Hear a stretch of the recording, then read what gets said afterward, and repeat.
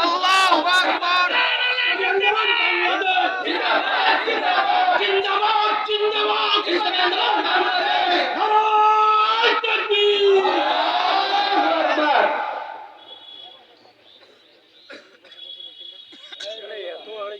আসসালামু আলাইকুম ওয়া রাহমাতুল্লাহি ওয়া বারাকাতুহু।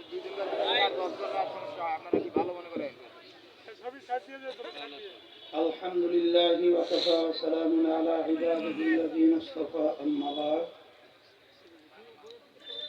أعوذ بالله من الشيطان الرجيم بسم الله الرحمن الرحيم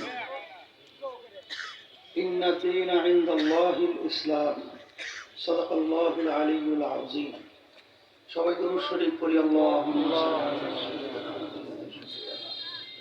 ওয়া হাবিবানা ওয়া মাওলানা মুহাম্মদ সাল্লাল্লাহু আলাইহি ওয়া আলা আলিহি ওয়া আসহাবিহি ওয়া বারাকা ওয়া সাল্লাম।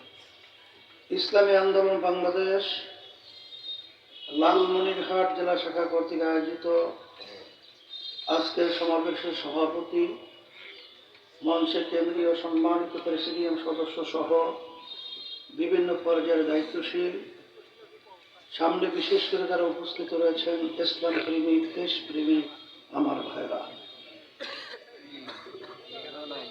আমি আপনাদের সামনে আয়াত শরীফ তেলাওয়াত করেছি। আয়াতের ভিতর আল্লাহ রাব্বুল আলামিন বলেছেন, একমাত্র নীতি আদর্শ আমার কাছে গ্রহণযোগ্য বা পছন্দ, সেই নীতি আদর্শের নাম হলো ইসলাম।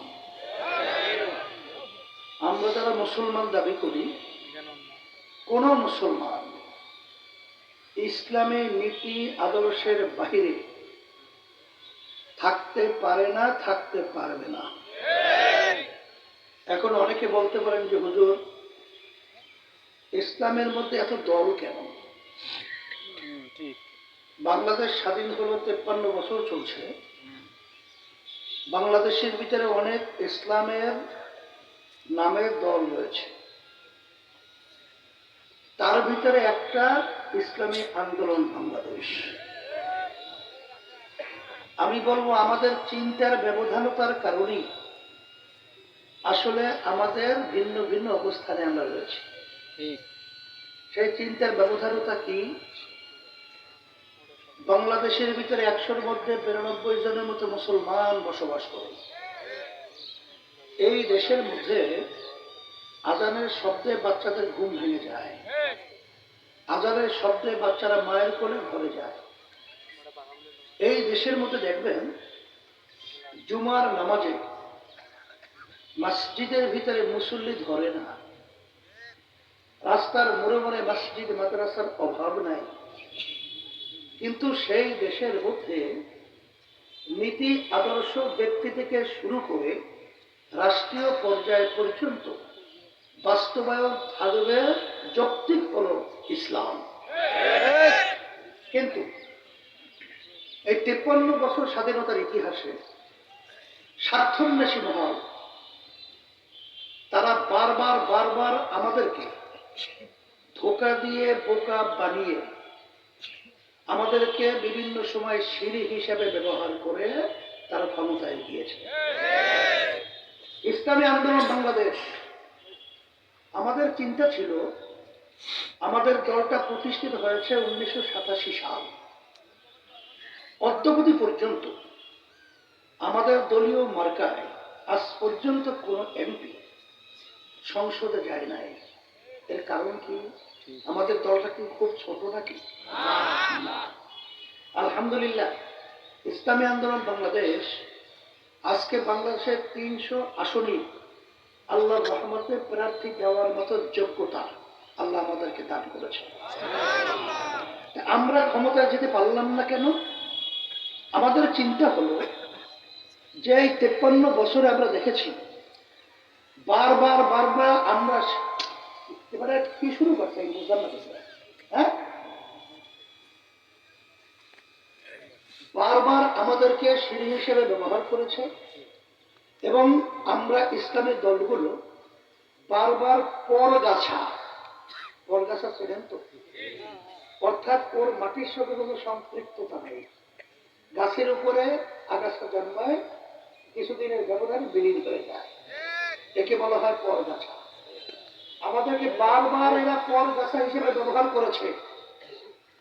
ওরা আমাদেরকে সিঁড়ি হিসেবে ব্যবহার করে ক্ষমতার মসনদে বসে এই দেশের টাকা বিদেশে পাচার করেছে। শুধু তাই নয়, এই সুন্দর একটা দেশ বাংলাদেশ একবার নয়, দুইবার নয়, ওদের পরিচালনায় এই দেশটা তাম দুনিয়ার মধ্যে 5 বার চোরের দিক থেকে ফার্স্ট হয়েছে।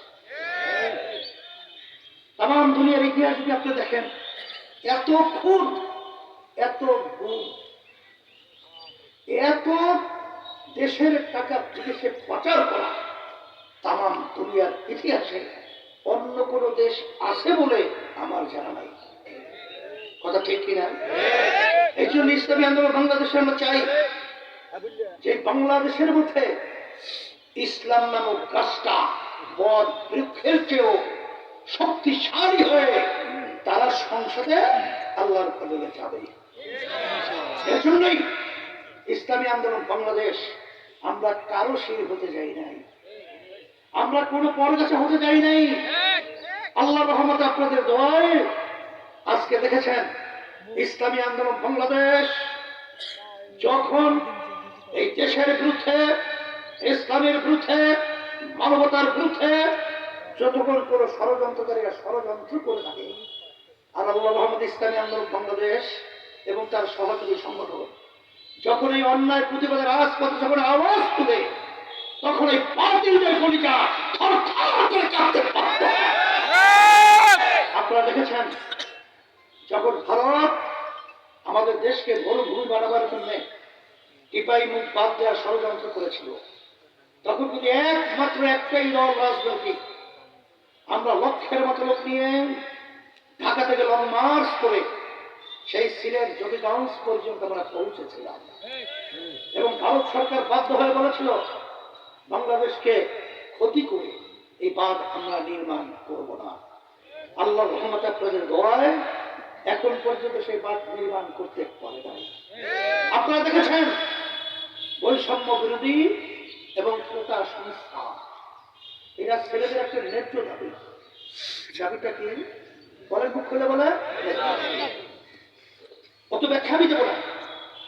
এই ন্যায্য দাবি নিয়ে যখন তারা রাজপথে নেমেছিল, আমাদের চোখে এখন ভাসছে আপনাদের রংপুরের সন্তান মেধাবী, ও যখন 2 হাত প্রসারিত করে দিয়ে ওর বুক পেতে যখন বলেছিল ন্যায়ের পক্ষে অন্যায় প্রতিবাদে, তখন ঠান্ডা মাথায় ওই নরপিশাচ এবং ওই মানবহীন হৃদয়ের সেই প্রশাসন গুলি করে